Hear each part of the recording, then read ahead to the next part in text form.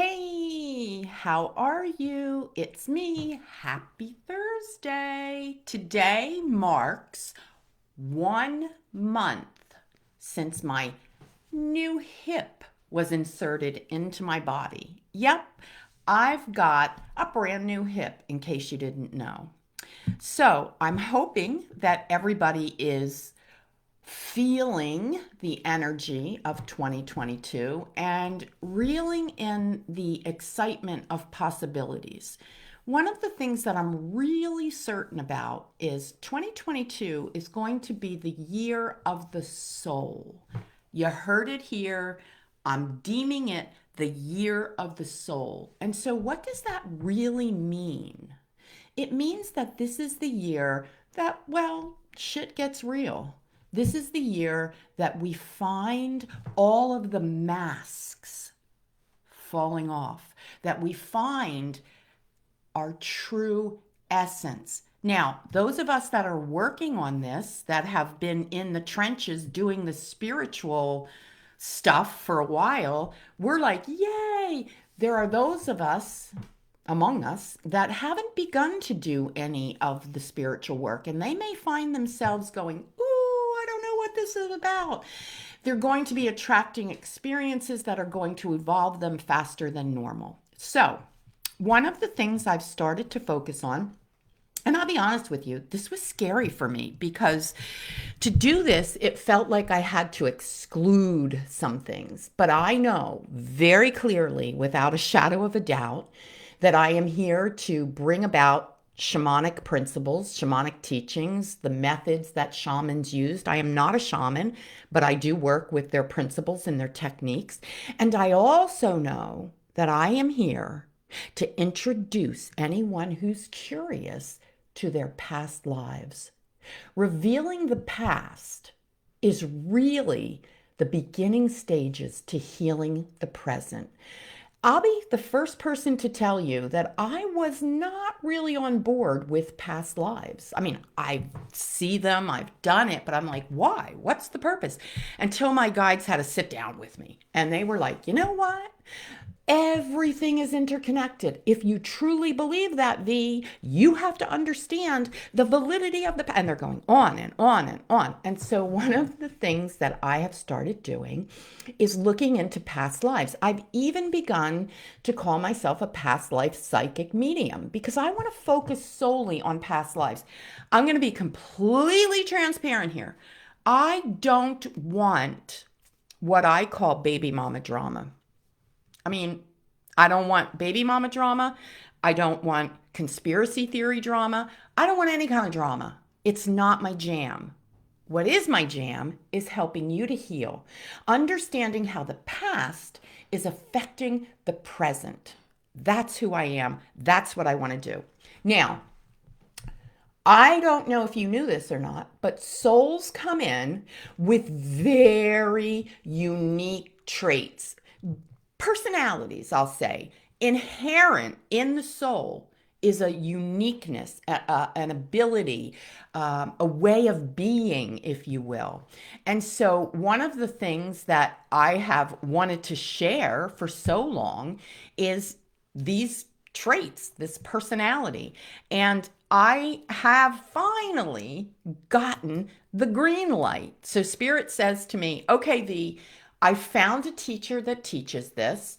I immersed myself in his teachings because, everybody wants validation. And what he's teaching, Spirit gave me to make my own. And so here are the traits of the soul. I want you to notice which one is more like you than not.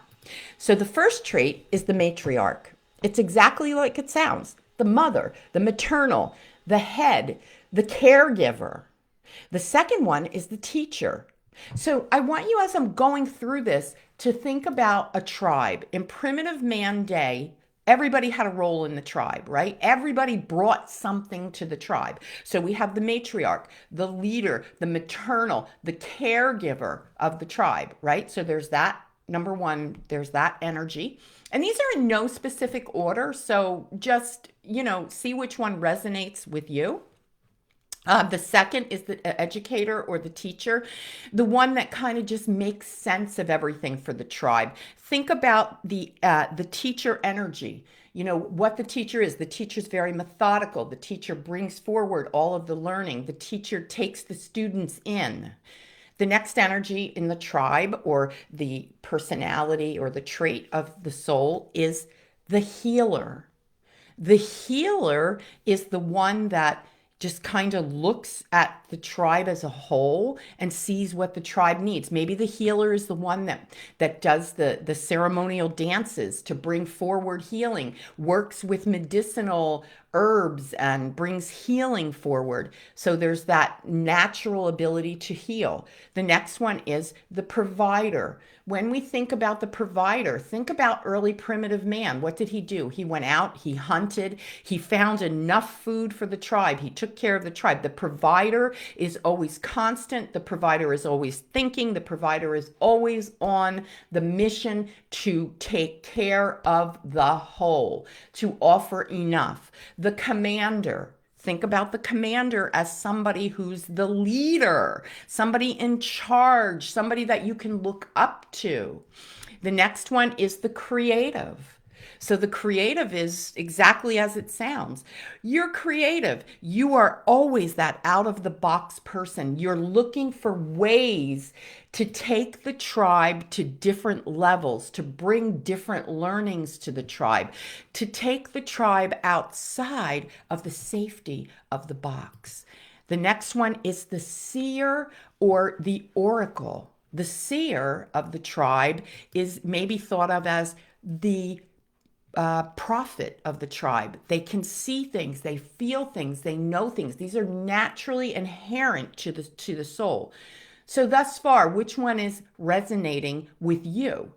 The last one is the analyst. Think about what the analyst does. The analyst takes in the data, the analyst analyzes the risks, right? And looks at what would be best for the overall big picture. Very cautious, very skeptical in nature, perhaps.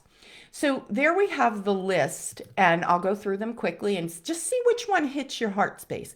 Matriarch, teacher, healer, provider, commander, creative, seer, or analyst. Which one hits you? Post it in the comments.